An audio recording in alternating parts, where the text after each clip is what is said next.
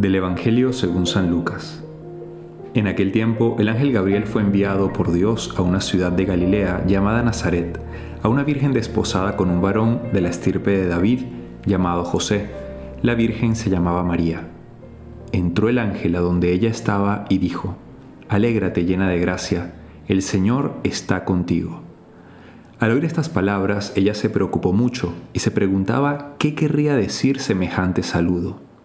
El ángel le dijo: «No temas, María, porque has hallado gracia ante Dios. Vas a concebir y dar a luz un hijo, y le pondrás por nombre Jesús. Él será grande y será llamado Hijo del Altísimo.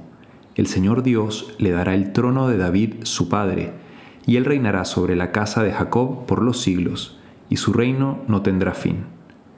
María le dijo entonces al ángel: «¿Cómo podrá ser esto, puesto que yo permanezco virgen?». El ángel le contestó: «El Espíritu Santo descenderá sobre ti, y el poder del Altísimo te cubrirá con su sombra. Por eso el Santo, que va a nacer de ti, será llamado Hijo de Dios. Ahí tienes a tu parienta Isabel, que a pesar de su vejez ha concebido un hijo, y ya va en el 6º mes, la que llamaban estéril, porque no hay nada imposible para Dios». María contestó: «Yo soy la esclava del Señor. Cúmplase en mí lo que me has dicho». Y el ángel se retiró de su presencia. Acabamos de escuchar este evangelio donde Dios muestra que en la humildad y en la sencillez de una casita pequeña y perdida en un pueblo inhóspito, pero llena de oración y de silencio, Dios puede transformar la vida de una persona, y de hecho transformó la vida de María y cambió la historia del mundo. Podemos decir, Dios bendijo al pueblo, a toda la humanidad, a través de su Hijo, que vino para salvarnos. Y digamos que precedió de alguna forma esta bendición la disposición también de María. Dios se fijó en una mujer de mucha oración, en una casita de silencio, oculta, secreta, donde lo que reinaba era la humildad y de alguna forma también la alegría. Hablo esto para meter en contexto un asunto que a todos nos tiene un poco perplejos, y seguramente a muchos de los que nos escuchan se estarán preguntando qué quiere decir esta bendición, ¿no?, que acabas de dar el Papa en estos días, o este documento. Entonces voy a hacer una referencia breve al tema de la bendición y luego en este contexto también voy a explicar un poco el Evangelio. Pero creo que era necesario, por toda la confusión que esto ha producido o generado, hablar un poco del tema. Voy a ser muy breve sobre esto, no me voy a extender porque no es el caso, esto es una meditación, pero sí voy a hacer un poco de aclaración al respecto. Como dije antes, ¿no?, Dios vino a bendecirnos porque digamos que todos éramos pecadores, todos andábamos errantes y necesitábamos de un auxilio de Dios para la humanidad. El auxilio fue su Hijo, que vino a salvarnos. ¿Qué sucede? Todos nosotros como seres humanos estamos necesitados de Dios, de ese auxilio divino. Y las personas que están en situaciones irregulares, tanto en su vida de matrimonio, unión, también necesitan de este auxilio. Ahora bien, el documento es bastante claro. Sigue dejando totalmente clara la doctrina. El acto sexual se tiene entre varón y mujer dentro del matrimonio. Estas bendiciones para nada están dándole un estatus de unión ni bendiciendo la unión entre parejas que están en una situación irregular. El documento lo deja sumamente claro. Simplemente quiere ser, desde el punto de vista pastoral, y de hecho el Papa está insistiendo a toda la Iglesia, no solamente a los sacerdotes y monjas religiosas, sino a toda la Iglesia, de que seamos más como el corazón de Cristo, que se acerca a la persona necesitada, alejada, que necesita un auxilio de Dios para que esta persona pueda acercarse y poco a poco cambiar de vida. De hecho, les pongo un ejemplo. Mucha gente a veces por la calle me pide bendiciones como sacerdote. En Venezuela, en mi país, pasa muchísimo. Padre, la bendición, Padre, la bendición. Obviamente yo le doy la bendición sin hacer un examen sobre si esa persona está en grado de recibir la bendición. O sea, no le hago un examen sobre su situación moral, sobre su situación espiritual, en cómo está viviendo su vida ética y moral y sus valores. No le pregunto, simplemente ya el hecho de que una persona, y todos, como dije, somos pecadores, se acerque a un sacerdote a pedir la bendición, ya es un gesto de una predisposición al auxilio divino. Entonces, lo que el Papa quiere decir es, si una persona que está en estas situaciones, una persona homosexual, una persona en una situación irregular, se acerca a un sacerdote para pedir el auxilio de Dios, es porque realmente en el fondo tiene una disposición de seguramente cambiar de vida, porque sabemos que la bendición es, justamente le pido a Dios el auxilio para yo transformar mi vida. Y también es la oportunidad que tiene la iglesia, y en esto hay que trabajar mucho, la iglesia tiene que trabajar en las pastorales para atender a personas homosexuales y en la pastoral para atender a personas en situación irregular de matrimonio o de unión.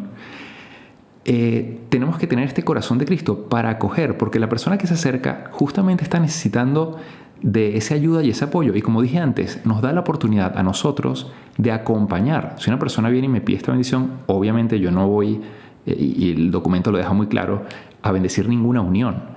Voy a dar una bendición a la persona, en este caso a las dos personas o a una si viene sola, para que esta gracia actual que Dios da a través de una bendición ayude a la persona a poco conocer a Dios. Y me da la oportunidad a mí, como decía antes, de ofrecerle ayuda, de ofrecerle algún tipo de acompañamiento para que esta persona poco a poco vaya descubriendo qué es lo que quiere Dios de ella. Y cuando las personas descubren el amor infinito de Dios, poco a poco empiezan a cambiar y empiezan a decir, bueno, si Dios me ama tanto, yo le quiero corresponder y Él me está pidiendo algo que yo no estoy haciendo y por eso cambio. Y esto no solo, como dije, con las personas homosexuales, con todos nosotros. Todos los seres humanos tenemos inclinaciones hacia la soberbia, la ira, la lujuria, la pereza, tantas cosas. Y cuando yo descubro el amor de Dios y lo que Él me pide, digo, bueno, si Dios me ama tanto, no me pide nada malo, entonces le empiezo a corresponder, empiezo a querer ser mejor persona con su ayuda y con su gracia porque solo no puedo. Entonces, bueno, podríamos hablar más de este tema, lo voy a dejar hasta aquí, simplemente quiero aclarar que la doctrina de la Iglesia no ha cambiado en absoluto, simplemente es una aproximación pastoral a personas que están en situaciones irregulares, ¿no? Para que a través de este auxilio de una bendición puedan iniciar quizás un proceso de acercamiento y de cambio de vida. Siguiendo en este contexto de la bendición, que fue lo que dije adelante, porque en estos días estamos preparándonos para la Navidad, que justo como dije es la gran bendición de Dios enviarnos a su Hijo, a todos nosotros, quería recordar justamente también el ejemplo que nos da María en esto. Dios viene a visitar a su pueblo justamente a través de la Virgen.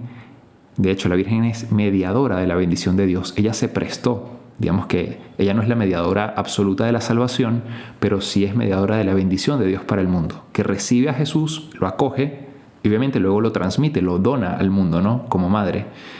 Y Dios, que es la misericordia y la paz, ¿no? Que el mundo por sí mismo no se puede dar y que necesita muchísimo, obviamente que la necesitamos muchísimo, nos llega entonces a través de María.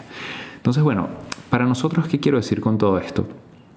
En este tiempo prepararnos con una disposición de humildad y de alegría. O sea, decir, bueno, la Virgen fue una mujer de oración y en ese ámbito de sencillez, de oración, de tranquilidad y de disposición, Dios actuó. Es lo que Dios le está pidiendo a las personas también alejadas, pero de alguna forma nos pide a nosotros. De hecho, el documento habla, ¿no?, de la disposición de las personas que se acercan a pedir la bendición. Pero tú y yo también en este momento, en este tiempo de Adviento, también tenemos que disponer nuestro corazón. Quizás disponerlo no creyendo que a través de cosas grandes Dios va a actuar en mi vida. De hecho, el Papa decía en estos días que el anuncio del ángel no fue en una plaza, ¿no?, ahí para que todo el mundo se enterara, ni María andaba por todos lados diciendo que yo voy a ser la mamá de Dios. Porque Dios no actúa en la soberbia, en el orgullo, ni en la gloria del mundo. Dios actúa en lo pequeño y en lo escondido. Entonces, para nosotros, ¿cuál es el mensaje? Oración en lo escondido, actos de caridad y amor en lo escondido. ¿Cuántas personas necesitan de ti y tú puedes acercarte, visitarlas, una llamada, un detalle? De mil maneras, gente con la que quizás no te hablas, dar tú el paso, no esperar que el otro lo dé. Y no hacer no anunciar este tipo de cosas con bombos y platillos. Miren lo que di, miren lo que hice, miren los regalos que entregué. No. Que se entere solo Dios. Y ahí en la humildad, en lo oculto, en tu oración también en tu casa, donde Dios prometió que ahí en lo secreto Él se iba a manifestar, ahí Dios va a actuar. Dios va a actuar en tu vida en la medida en que tú con humildad, poco a poco, vayas actuando y acercándote a Él y predisponiendo, ¿no?, tu corazón para su bendición y su venida hacia nosotros. Entonces, bueno, como dije antes, pidámosle entonces esta gracia a la Virgen de crecer en humildad en nuestra vida cotidiana, en el trabajo, en la relación con los demás, procurando servir siempre para disponer mi corazón a la venida de Dios y así Él pueda transformar mi vida y cambiar mi historia, como lo hizo a través de la bendición de su Hijo Jesucristo en esta Navidad.